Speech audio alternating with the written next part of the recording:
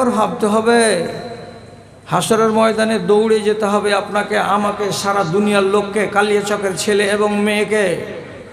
হাসরের মাঠটা কোথায় হবে?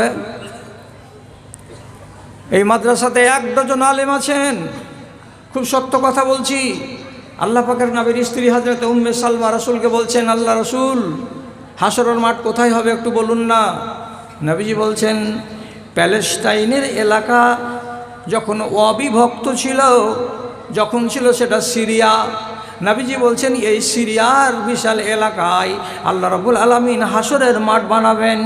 কিন্তু এই জমিনটা সেই জমিন হবে না, এই জমিনের মতো উঁচু নিচু জায়গা থাকবে না, এই জমিনের মতো গাছপালা নদ নদী পাহাড় পর্বত থাকবে না। সেদিন জমিনটা কেমন হবে? ইয়াউমা ইউবাদদালুল আরজু গায়রাল আরজে, এই জমিনকে সম্পূর্ণ আল্লাহ রাব্বুল আলামিন বদলে দিয়ে নতুন সমতল জমিন বানাবেন, নতুন সমতল মাঠ বানাবেন।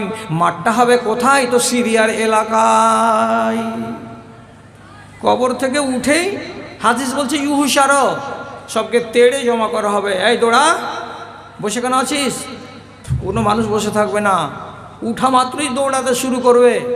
ওকে কেউ বলতেও যাবে না যে বাংলাদেশের দিকে দৌড়াবো, না এদিকে দক্ষিণ দিকে মুখ করে শ্রীলঙ্কার দিকে দৌড়াবো, না উত্তর দিকে মুখ করে সোভিয়েত ইউনিয়নের দিকে রাশিয়ার দিকে দৌড়াবো, কেউ বলতে যাবে না। উঠেই পশ্চিম দিকে দৌড় লাগাবে। কোথায়? তো হাসরের ময়দান। এখান থেকে সিরিয়া কত দূর? প্লেনে যদি যাওয়া যায় আর দুবাইকে ভায়া করা যায় তাহলে 7 ঘন্টা টাইম লাগবে প্যালেস্টাইনের মাটিতে যেতে কিংবা বাগদাদ শহরে নামতে। তাহলে একটা প্লেন যদি ঘন্টাতে 700 কিলোমিটার চলে আর তাকে 7 ঘন্টা সময় লাগে, তাহলে 7 সাথে 49, 5900 কিলোমিটার রাস্তা আপনার মতো একটা মানুষকে শেরশাহীর কবরস্থান থেকে উঠে দৌড়াতে হবে। আর রাসূলুল্লাহ বলছেন পায়ে চপ্পল থাকবে না, গায়ে 1 ইঞ্চি কাপড় থাকবে না, এবং যেমন তুমি মায়ের পেট থেকে পয়দা হয়েছিলে বিনা খাতনা দেওয়া, ওই রকম বিনা খাতনা দেওয়া তোমাকে দৌড়াতে হবে। সেদিন কেউ পানি নিয়ে এগিয়ে আসবে না, জায়গায় জায়গায় দাঁড়িয়ে একটু জিরিয়ে নেবে, জিরিয়ে নেওয়ার কোনো ব্যবস্থা থাকবে না। এবার চলো দৌড়াও, এখান থেকে দৌড় লাগাও। তাহলে এই ভীষণ যাত্রা হাসরের ময়দান পর্যন্ত আমাকে দৌড়াতে হবে। এই কথাটা যদি রাতের বেলায় শুয়ে শুয়ে একবার নিজের কল্পনাতে আঁকেন, ভিতরটা শুকিয়ে শুকিয়ে উঠবে মাঝে মাঝে। আর যদি নিজের ভেতরে কোনো রকমের পরিবর্তন লক্ষ্য করেন, তাহলে জানতে হবে যে আমার সামনে যদি কেউ ওয়াজ করে তাহলে ওয়াজ কাজ দেবে। আর যদি ভিতরে কোনো রকমের পরিবর্তন লক্ষ্য না করতে পারেন, তাহলে আপনি জানবেন আপনার হৃদয়টা পাষাণ, আপনাকে সোজা করা মুশকিল আছে। ভাইজান, আমি কি আয়াত পড়েছি? যাদের সামনে কোরআনের কথা রাখা হয়, তারপরে তারা সেটাকে কান দিয়ে শোনে, শোনার পরে বুঝে, আর বুঝার পরে সীমানার বাইরে যখন চলে যায়, তো যেমন তার চরিত্র থাকে সে আবার হয়ে যায়। তাহলে এই মানুষটার মতন অপরাধী আল্লাহর দুনিয়াতে কে আছে? শুনলে কেন? তুমি যদি না মানবে তো তোমাকে শোনার জন্য কে বলেছিল? অযথা এইখানে বসে বসে এতক্ষণ সময় কেন নষ্ট করলেন? আদের মরণ লীলা নুহের তুফান, আদের মরণ লীলা নুহের তুফান, এ কিসের পরিণাম জেনেছো সবাই।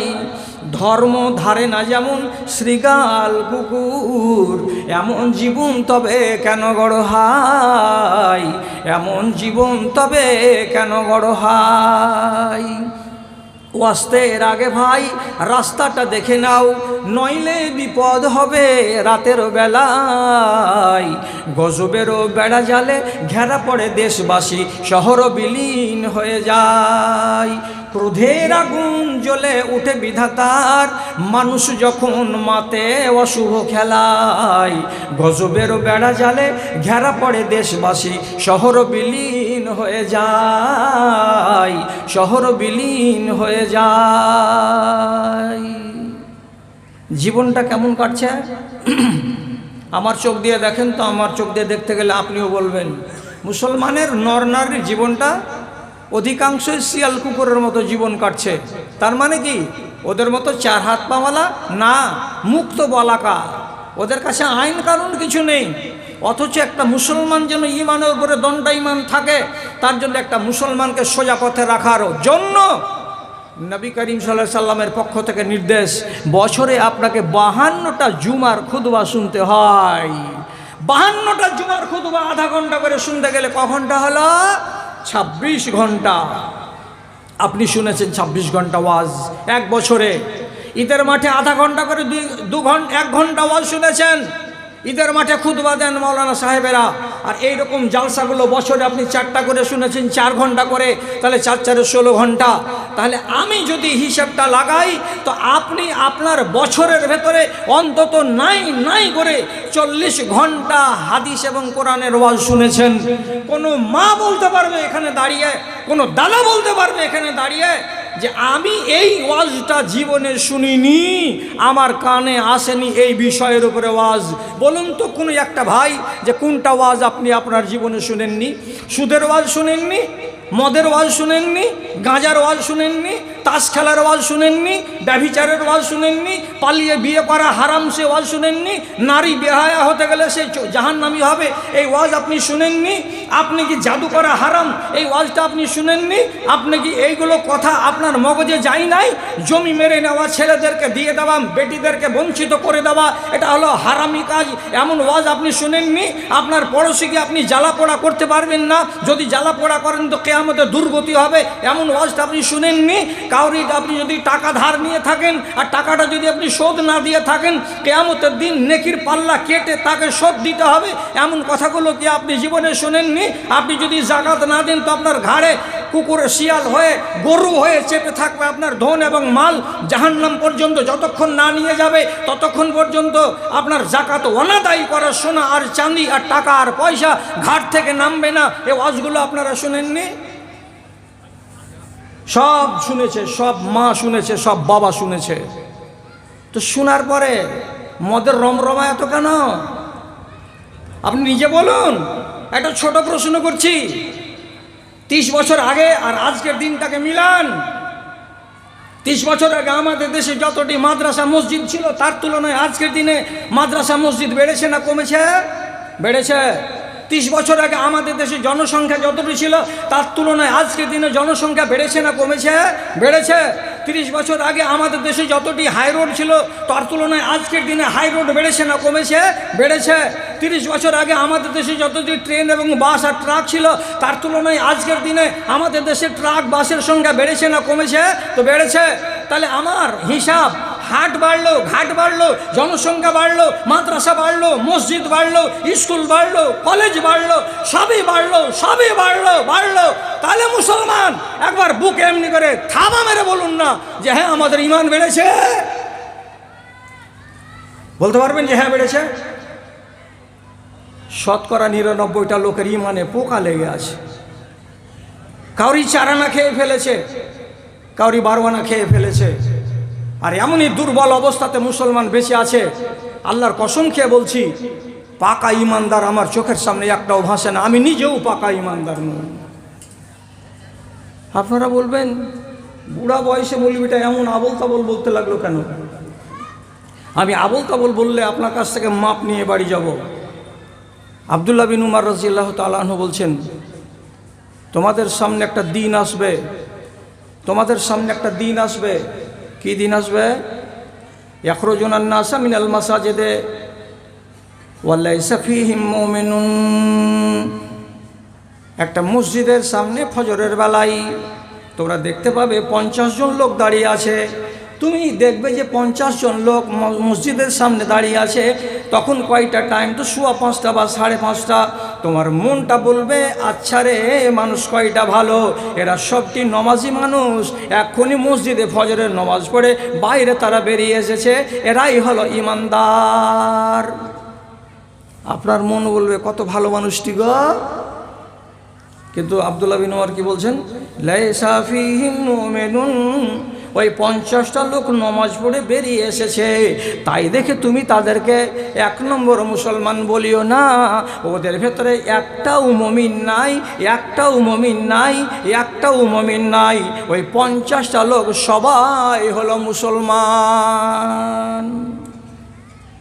মুসলমান মুমিন নয়। মুসলমান কাকে বলে আর মুমিন কাকে বলে?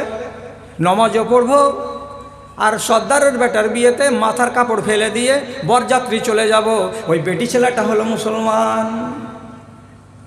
নমাজ পড়বে কে? তো আমজাদের বেটা নমাজের টাইমে নমাজ পড়ে নিল, আর নমাজ পড়ার পরে বাইরে গিয়ে সাথে সাথে একটা সিগারেটকে জ্বালিয়ে দিয়ে পো পো করে টানতে শুরু করে দিল।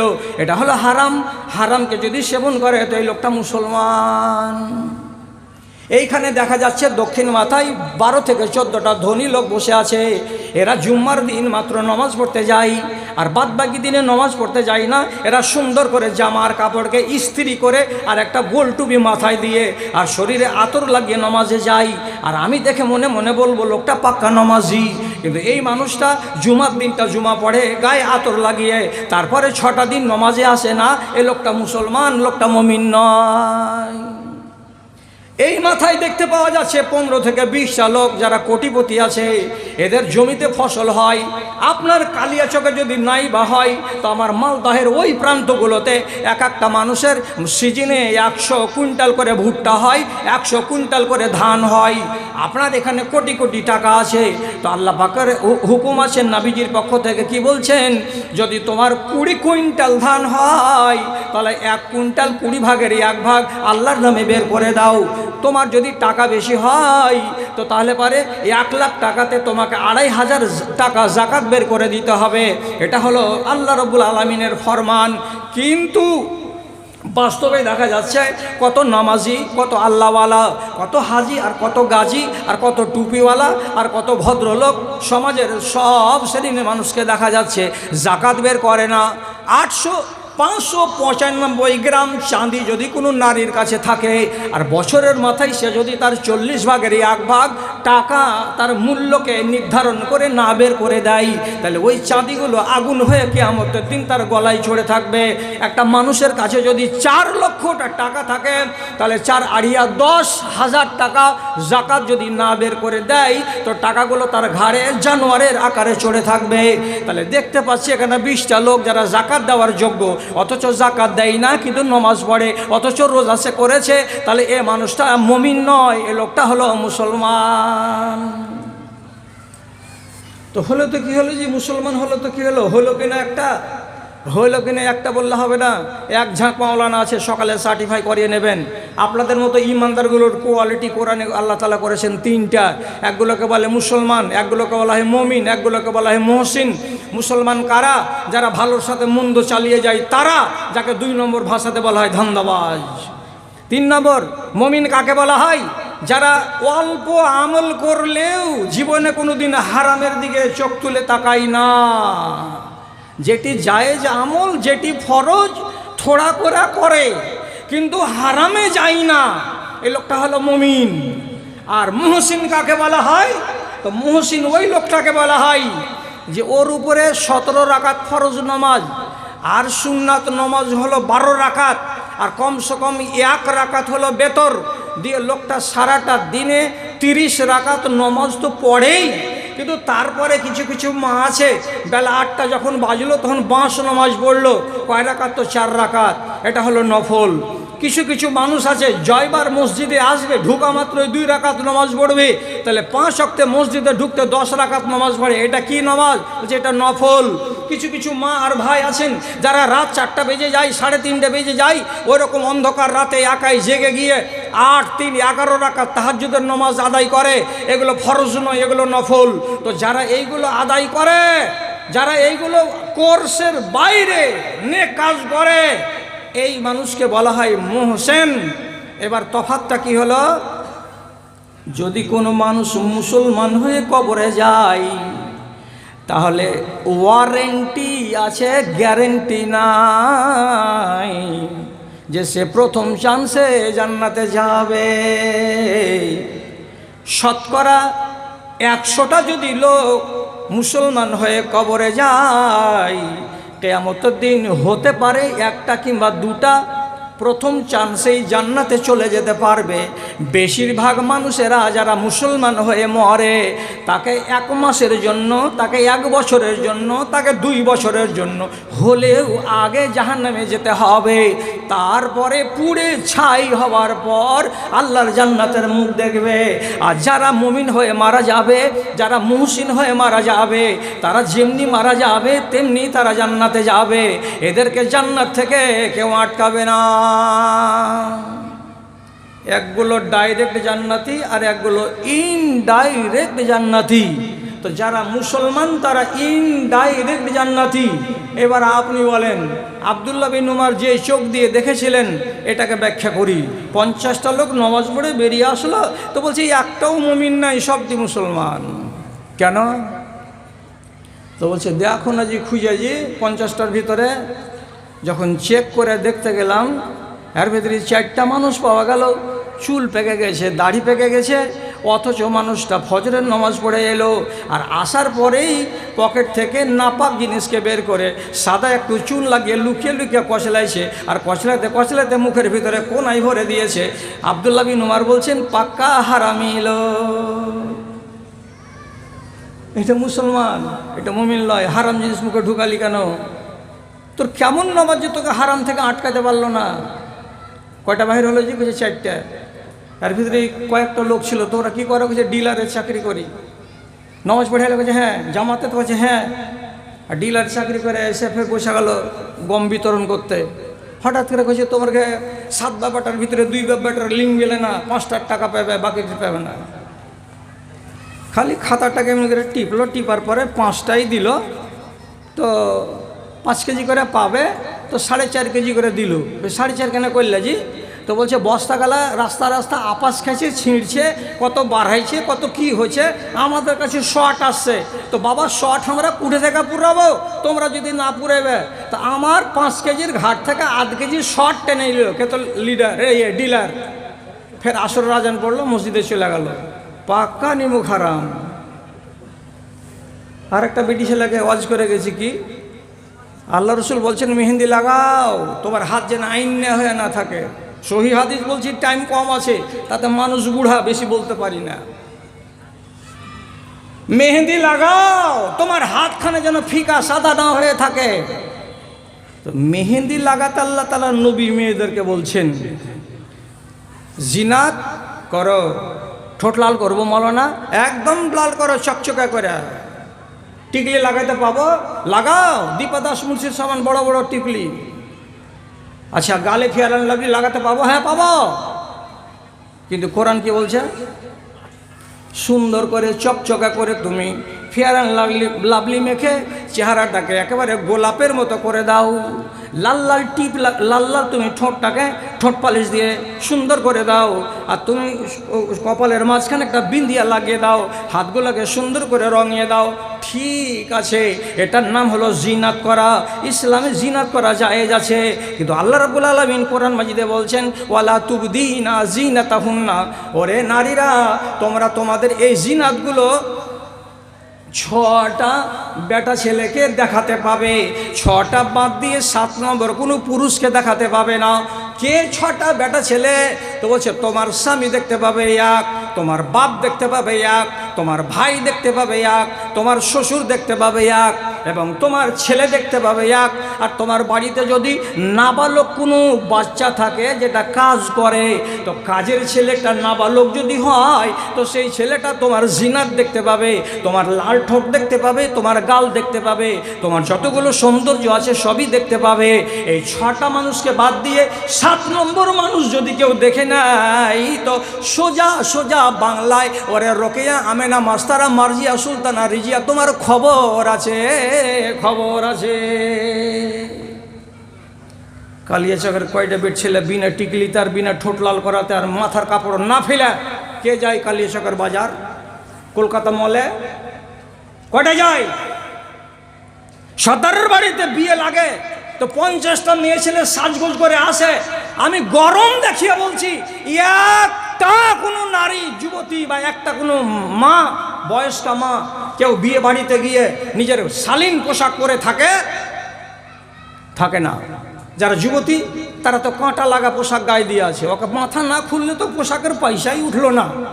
আর যারা মা খালা তারা শাড়ি পরে, আদি যুগের মায়েরা যদি শাড়ি পরে তাহলে 90টা মায়ের পেটের একটা অংশ খোলা থাকবেই থাকবে, ও ঢাকা যাবে না। তাহলে কোরআন বলছে এক কথা, তুমি করবো আর এক কথা, আর তারপরে নমাজও পড়ো, রোজাও করো, করার পরে তুমি কবরে যাবে। আব্দুল্লাহ বিন উমর কি বলছেন? এটা মুমিন নয়, এটা মেয়ে লোককে কিছু মুসলমান হয়ে মরে গেলে কি হবে? বলছে আগে বুতান খাবি তারপরে জান্নাতে যাবে। এখন আমার ব্যাখ্যা তো আপনারা কেউ মানবেন না, যুগটাও এইগুলো ব্যাখ্যা মানার নয়। এখন না মানতে গেলে জোর করে তো আপনাকে আমি মানাতে পারবো না। অতএব এটাকে সার্টিফাই করতে হবে লোকাল ওলামাকে দিয়ে। ওনারা যদি এটাকে আমার সমর্থন করে দেন তাহলে আমার রেহাই, আর আমাকে যদি ওনারা সমর্থন না করেন তাহলে আগামী বছরের জন্য আমার রাস্তা বন্ধ। কেন বলে গেলে এত গাজরি করে কথা? 52টা জুমার খুতবা শুনিয়ে আপনাকে সোজা করতে পারলাম না। বলবো কারে শুনবে কে রে, বলবো কারে শুনবে কে রে, আছে কাহার জিন্দা প্রাণ, দেহখানা মরে গেছে, খাড়ো আছে দুটো কান, খাড়ো আছে দুটো কান। কাকে শোনাবো? ওয়াজ করার পরে ওয়াজ যদি কাজ না করে তাহলে এর দোষটা কি, কেমন কেমন দোষ? এইটার সম্বন্ধে আপনাকে হাদিস বলছি, আল্লাহর কসম একটাও বাঁকা কথা আপনাকে বলে আপনাকে ঠকে আমি এখান থেকে যাব না। রাসূল কারীম সাল্লাল্লাহু আলাইহি ওয়াসাল্লাম বলছেন, এই ইনসান, তোমাদেরকে অনেক নিয়ামত দিয়েছি আমি, অনেক নিয়ামত দিয়েছি দুনিয়াতে, সব নিয়ামত ফিরিয়ে নিব আমি, এক এক এক করে সমস্ত নিয়ামতকে আমি আসমানে টেনে নিব। আপনি জিজ্ঞেস করেন, আল্লাহ রহমত বরকত, জমি, খেতিবাড়ি, বাড়িঘর, আসবাবপত্র, কোনটা আগে তুমি নিবে? তোমার নিয়ামতের আমার কাছ থেকে ছিনিয়ে সর্বপ্রথম নিয়ামত দুনিয়া থেকে উঠবে কোনটা? রাসূলুল্লাহ বলছেন, আউয়ালু মা ইউরফাউ মিন হাযিহিল উম্মাতে আল খুশু। আমি এই দুনিয়ার মানুষের অন্তরের ভেতর থেকে আমার ভয়, যাকে বলা হয় খাশিয়াতে ইলাহি, আল্লাহর ভয়, নর এবং নারীর অন্তর থেকে প্রথম আমি এটাকে টেনে বের করে নেব, আর তার অন্তরটাকে ফাঁকা ফেলে দেব, তার ভেতরে আল্লাহর ভয় বলে থাকবে না।